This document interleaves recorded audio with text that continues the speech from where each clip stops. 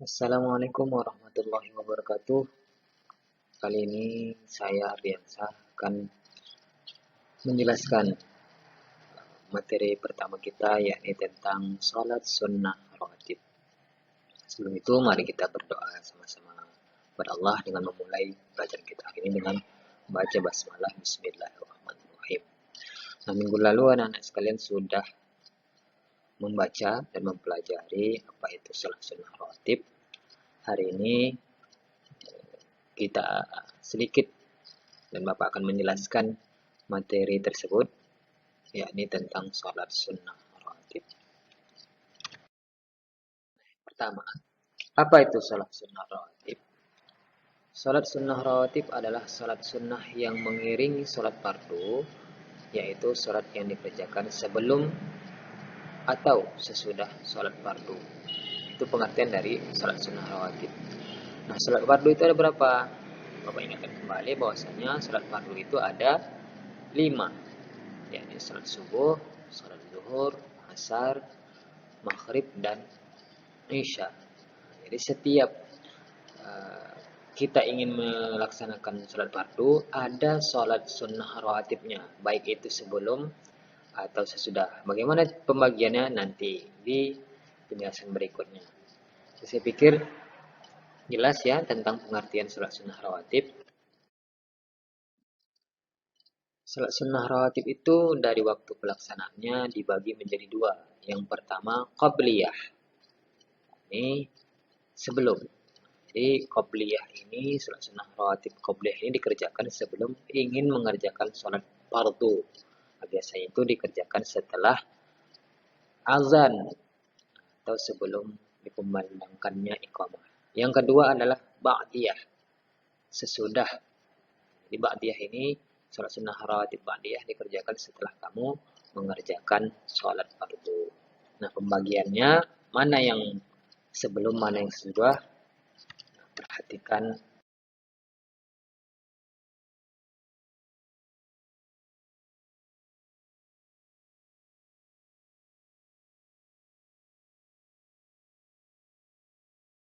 Baik, ini adalah ketentuan dari sholat sunnah rawatib.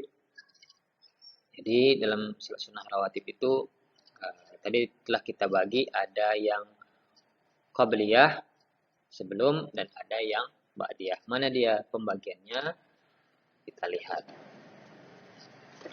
Panduan tetap ada di tengah, yakni sholat fardu yang kita laksanakan. Sholat fardu tadi ada berapa? Ada 5. Subuh, zuhur, asar, maghrib, dan isya. Nah, qabliyah.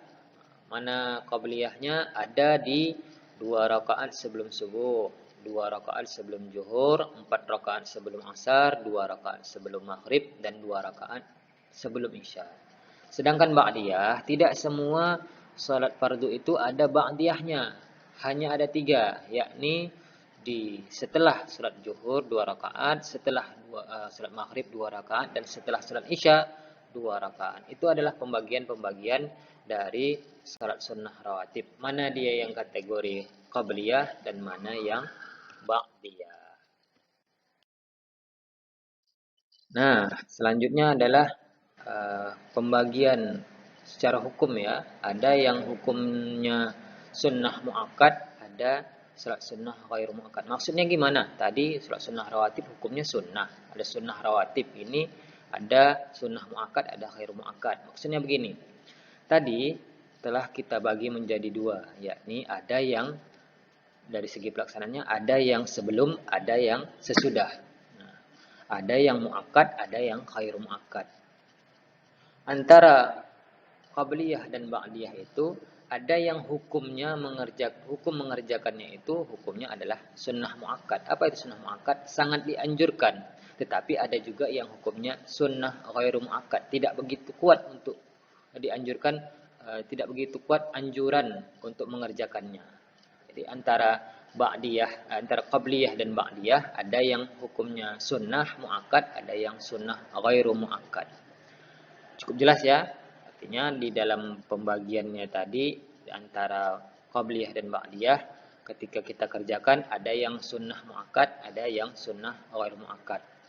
Mana dia yang sunnah muakkad dan ghairu muakkad? Dua, muakkad dan ghairu muakkad. Nah, ternyata 2 rakaat sebelum subuh itu hukumnya muakkad. Kemudian 2 rakaat sesudah zuhur itu hukumnya muakkad. Kemudian 2 rakaat sesudah maghrib hukumnya sunnah muakkad. 2 rakaat sesudah isya juga muakkad.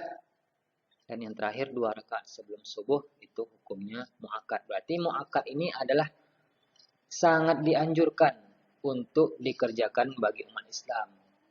Kemudian yang khairu muakkad ada 2 rakaat sesudah zuhur, 4 rakaat sebelum asar, 2 rakaat sebelum maghrib, dan 2 rakaat sebelum isya. Itu hukumnya khairu muakkad. Tidak begitu kuat anjuran untuk melaksanakannya. Tapi tetap boleh dikerjakan karena ada hikmah yang terkandung dalam setiap ibadah yang kita lakukan. Cukup jelas ya pembagian mana yang muakkad, mana yang khairu muakkad.